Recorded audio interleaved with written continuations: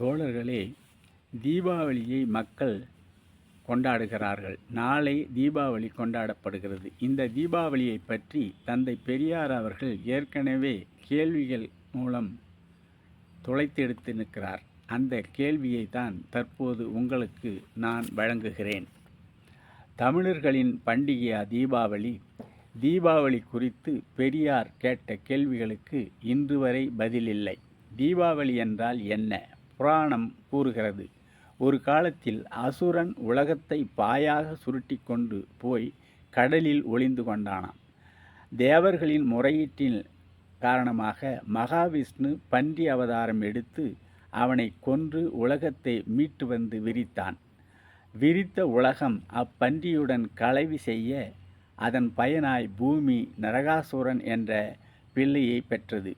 அந்த பிள்ளை நரகாசுரன் தேவர்களை வருத்தியதால்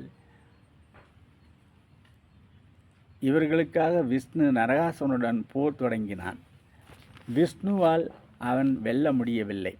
விஷ்ணுவின் மனைவி நரகாசுரனுடன் போர் தொடுத்து அவனை கொன்றாள். இந்த மகிழ்ச்சியை நரகாசுரன் இனத்தவரான திராவிட மக்கள் கொண்டாடப்பட வேண்டும். இதுதான் தீபாவளி பண்டிகையின் தத்துவம். தீபாவளி கொண்டாடப்படுபவர்களுக்கு அறிவியல் பூர்வமான கேள்விகள் சிலவற்றை பெரியார் வைத்திருக்கிறார். பூமி தட்டையா உருண்டையா? தட்டையாகவே இருந்த போதிலும் ஒருவனால் அதை பாயாக சுருட்ட முடியுமா?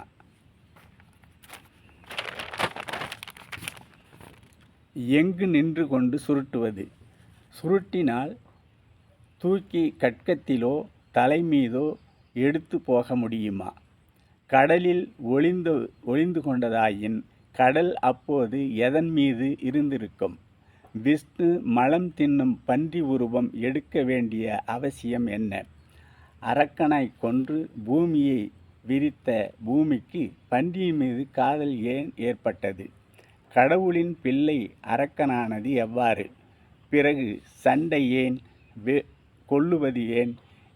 இதற்காக நாம் ஏன் மகிழ்ச்சி அடைய வேண்டும்? இவைகளை கொஞ்சமாவது தமிழ் புலவர்கள், அறிஞர்கள் சிந்திக்க வேண்டாமா?